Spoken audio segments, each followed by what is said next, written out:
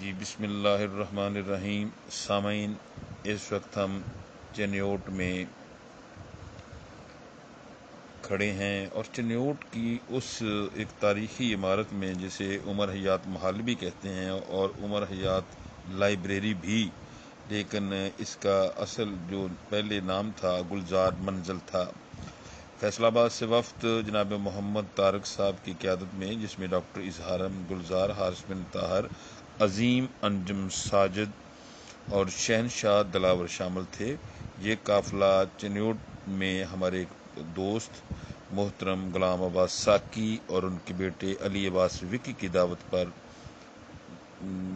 چنیوٹ شہر میں پہنچے، اور جنہوں نے ہمیں اس چنیوٹ کی تاریخی اور علم و ادب پرور زمین پر ان دونوں باپ بیٹا نے ہماری ایک شاندار اور پرتپاک ہمارا استقبال کیا. انہوں نے جس بے مثل پرخلوص اور شاندار مہمان نوازی سے ہمیں نوازا، اس پر دل کے تھا گہرائیوں سے مبارکباد اور ممنونیت کا اظہار کر رہا ہوں. تو سامعین اکرام، اس وقت ہم کھڑے ہیں عمر حیات لائبریری میں. پاکستان کے شہر چنیوٹ کے مرکز میں واقع لکڑی کی بنی ایک اعلیٰ قسم کی عمارت ہے. یہ ایک 5 منزلہ عمارت ہے اور بدقسمتی سے اس کی اوپر والی 2 منزلیں 1953 میں گر گئیں. گرنے کی وجہ شدید طوفان اور بارش تھی، جس نے ساری منزل کو کافی حد تک نقصان پہنچایا تھا. ہر سال سینکڑوں کی تعداد میں سیاح یہاں کا رخ کرتے ہیں.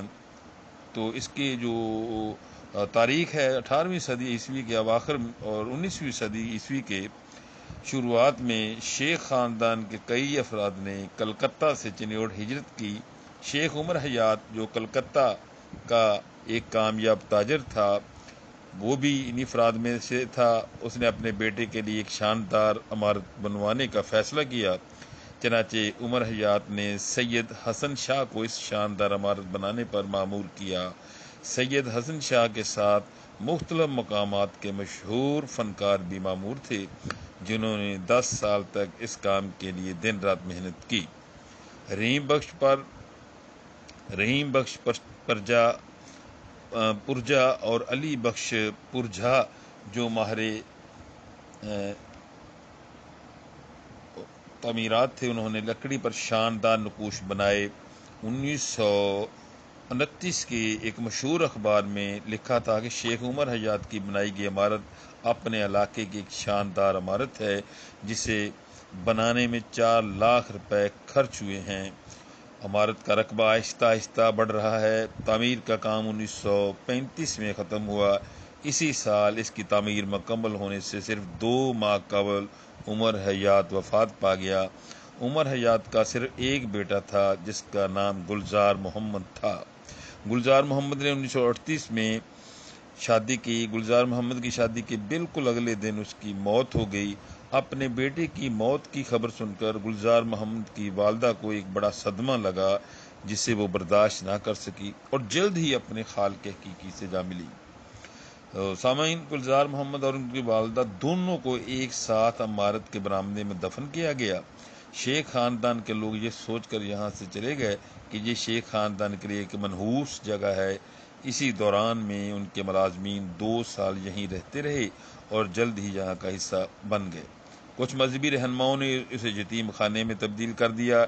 اس کے بعد اس کی تاریخی فقدان کے بعد خالی کروایا گیا اور اس کے بعد یہ قبضہ گروپ کے ہاتھ لگ گئی، جنہوں نے اس عمارت کے ارد گرد دکانیں اور مکانات بنا لیے.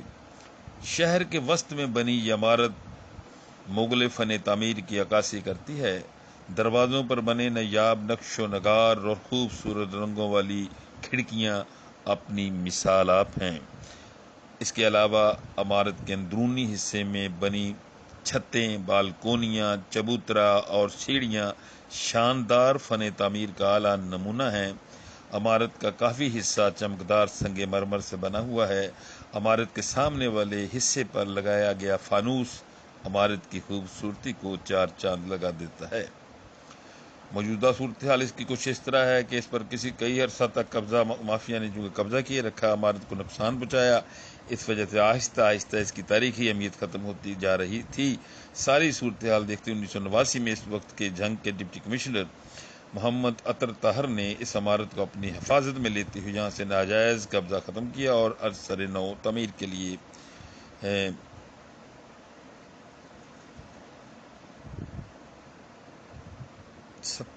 17 لاکھ روپے خرچ کیے۔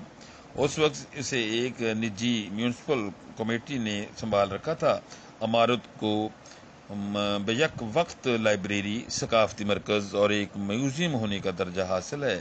عمارت میں ہزاروں کتابیں موجود ہیں۔ 7 جون 1990 میں اسے عام لوگوں کے لیے دیکھنے کے لیے کھول دیا گیا۔ یہ بھی فیصلہ کیا گیا کہ عمارت کو چنیوٹ کی لائبریری اور ثقافتی مرکز بنایا جائے گا۔ گلزار منزل میں واقع لائبریری کا نام شیخ عمر حیات لائبریری رکھا گیا۔ 1997 میں میونسپل کمیٹی نے عمارت پر مزید رقم لگانے سے انکار کر دیا۔ بدقسمتی